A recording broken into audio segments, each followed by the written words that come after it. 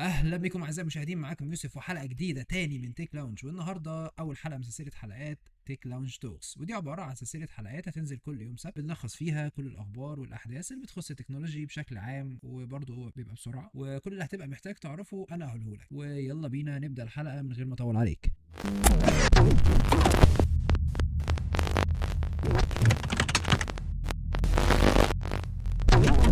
شركة سوني صرحت عن النسخة الثانية من بلاي ستيشن في ار، وهي الفي ار 2.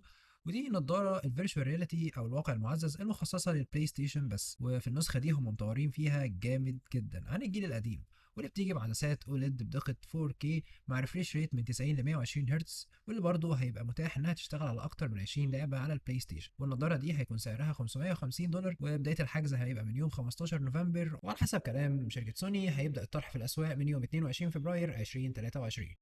تاني خبر معانا عن شركة AMD. زي ما احنا عارفين ان اكبر منافس لشركة AMD هي شركة نيفيديا، واللي نزلت من فترة كارت الشاشة العملاق RTX 4090، اللي للاسف واجه مشاكل بسبب السوكت اللي ما بيشتغلش من غير ادابتر معين ليه. وفي المؤتمر الاخير لشركة AMD اعلنت عن اصدارات جديدة، وهي الكروت العملاقة RX 7900 XTX وال 7900 XT. وطبعا كان في المؤتمر تلقيح شوية ان كروت AMD مش محتاج تجيب لها حاجة علشان تشتغل، وان السوكتس كلها مظبوطة. وطبعا كل المطورين مستنيين الكروت تنزل الشهر الجاي علشان المقارنات اللي بينها وبين كارت انفيديا ال 4090.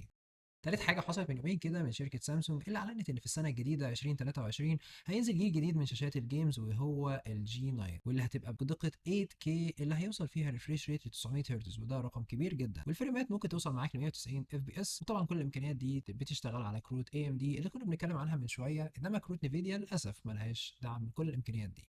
رابع خبر معانا هو مش خبر قوي بس حاجة لفتت نظري، وهي الفيديو ده لديفيد كوجن لما ايفون 14 بلس بتاعه وقع بين فتحات الأرضية، واللي أنقذ الموقف في الآخر هو شاحن أبل المشهور ماك سيف دو. وده إن دل على شيء فطبعا ما يدلش إن أبل شركة ذكية، بس الموضوع جه صدفة يعني، عادي مش لازم إن احنا نقول أبل دي أحلى شركة في الدنيا يعني. وبرضه مش هدفع 30,000 جنيه في موبايل.